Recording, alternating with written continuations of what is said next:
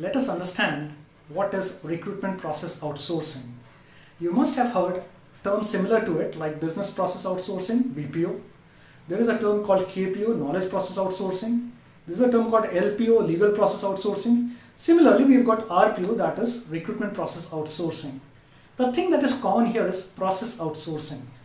So one of the major questions that we should understand is, why do I outsource? We outsource because there are a lot of things that we are doing which is not part of our core business. For example, being an academic institution, the core business is into teaching and learning. So the academic institutions usually, they might outsource the security function, the cafeteria, and the mess for the students. The stationery shops also are outsourced for that matter. So the things that are not your core business, I might outsource them because there is no point in employing full-time people for the same job. Two, I might find that if I do that job and if I get it done from outside, there's a huge cost difference. So there are a number of benefits of outsourcing which are applicable in all these POs, that is process outsourcing, be it recruitment process outsourcing or KPO or BPO. Now, what is happening is that when we talk about the benefits part, it is like saying that I'm getting the experts for the job. Whenever I need, I can procure them. They are available for my jobs to be done. They complete the job for me and I'm free from those problems that arise from them. Now, at times it turns to be pretty cheaper to me if I do it full time or if I have people from the RPO or KPO or BPO.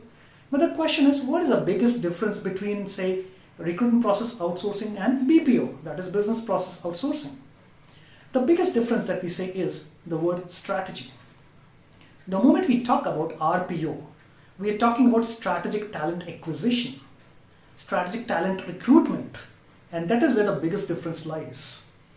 Now, we have other questions coming into our mind now as to then what are the temp agencies that are providing you temporary employees?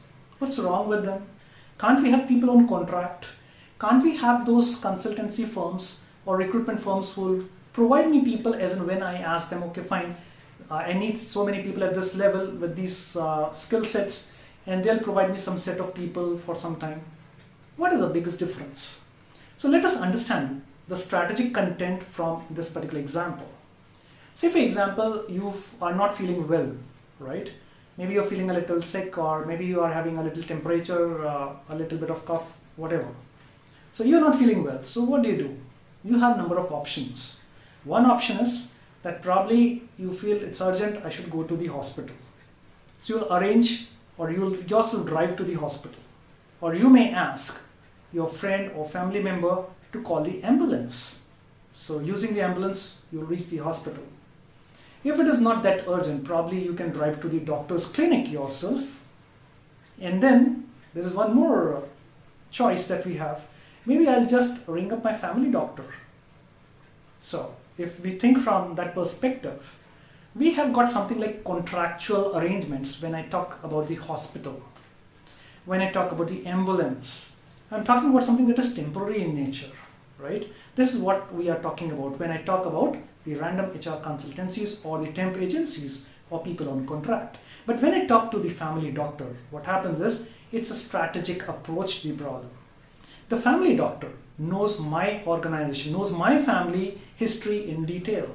So my family doctor knows what exactly the problem might be because he or she knows my family in detail, knows what are the genetic issues that I might come across, knows what is going on out in the market, and can suggest me the best places to reach out because we are attached to them. The family doctor is more like a family member. So what we are talking about is that we are looking at RPO company as strategic partner for recruitment purpose. I might give a part of recruitment process or I might give the whole recruitment process itself to the RPO companies. So these are some of the benefits, but then we need to take a final call based on our business strategy.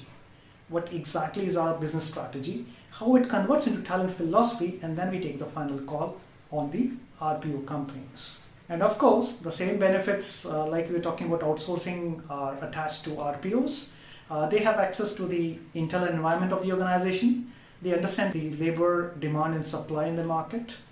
I can get support from them as and when I require. and they are probably the best people.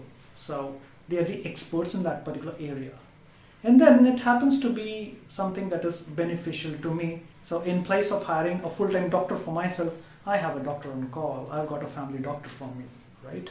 So these are some of the benefits of it, but there can be some disadvantages also. Too much of reliance on the RPO companies may not be that good, because in that case probably we are giving the most precious assets of a company in hands of RPO, because they are deciding who is likely to become part of our organization. So we need to be a little aware of what is going on and how the whole process is happening. Then the biggest benefit that I have around is if I appreciate myself, who's going to hear it? So employee branding process done by the companies themselves is effective for sure. But then if the third party says, no, that company is really good, it makes a big difference. So employee branding is one of the major activities that we get support of through the RPOs. So there are a lot of advantages and there are some disadvantages to any process that we pick up. Happy learning.